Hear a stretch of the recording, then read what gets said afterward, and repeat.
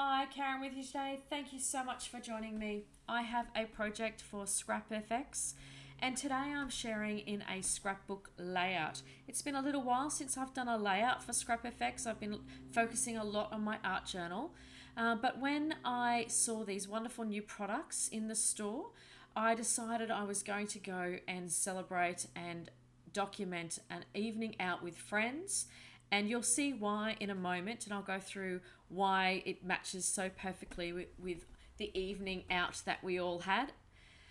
So first, I'm having a little bit of a trial here. I'm using some scraps from my stash and thinking about having a 3-photoed layout. I'm not huge on multi-photo layouts. I always find I end up scrapping myself into a corner. And that this one is no different. I end up only then, if you've come from the blog, you would have seen the finished product, only having one photo on this page. I'm sure it looked fine with the 3, but from where I was sitting when I was creating, I just couldn't make it work for myself.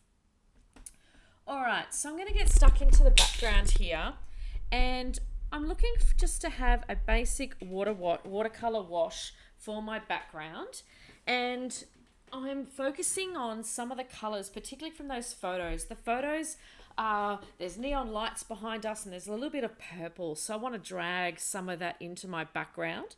So the products that I'm using for these are my Color Blast Color Mica Powders, and that first color there is called Wisteria, which is that beautiful purpley color. All I did was I have taken a little bit of the powder with my Nuvo scoop and just thrown it onto the page and sprayed on some water, and also used my brush a little bit there as well, just to sort of dissolve the powder into the water and spread that around the page. Now I'm really trying to be as, intentional as I can be here, even though it's got lots of water on the page. I really want to have the definitions between the colors, and I don't really want them to blend very much together. So I did dry the purple as much as I could before I started the next color. And that color is called, I have the packet here, and it doesn't have the sticker on the bottom. I must have taken it off, but it's a gold anyway. So it's and it's really shiny. I'll show you a close-up of that shortly. It is extremely shiny. It's so pretty, that particular gold. It is one of my favorite golds when it comes to powders. And that orangey pinky color there is the same. It's a mica powder as well, and that is within the watermelon color. And I just loved how just those 3 tones there. You might not have seen it, but if you did, I'll just explain. I did put a little bit of the watercolor over onto the right-hand side there, and you'll see that now that is no longer there. And that's because I thought it looked ridiculous. And I was lucky enough to be able to take that off because I have gessoed my white cardstock. And that is one of the best things about using gesso on your cardstock, is that you can move things around. And blot things up with either a wet one or even a paper towel. And so that's what I did for that one. I decided I just wanted the 3 colors, and I didn't want them to be in any other section of the layout. I hope that makes sense. So then I'm just finishing off the background here with some splatters. So just added a tiny, tiny little bit of the mica powder onto my mat there, added some spray, and just got to splattering relatively small splatters for these ones because I wanted it to be a little bit delicate. And I really, really love how that came out. It's quite simple. It's nothing earth-shattering to do. Anyone can really do this if you've got a paintbrush, a little bit of powder, and some water, and you can just smush it around the page.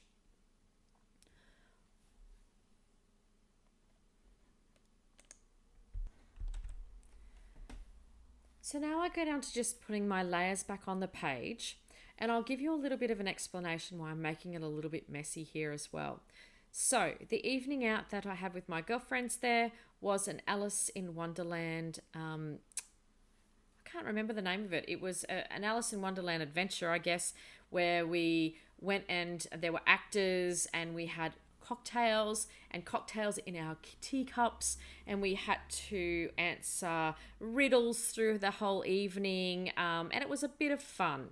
And we had a great night out, and this is just one of the selfies that we took that night. So I really wanted to sort of play on the Alice in Wonderland theme when it comes to things being crooked. A lot of the decorations that night were, stacked coffee teacups that were all crooked.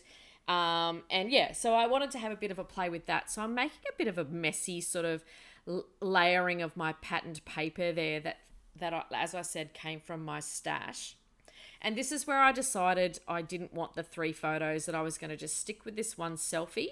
And I will create probably a companion page to this at some point with some other photos of the evening that I haven't printed yet.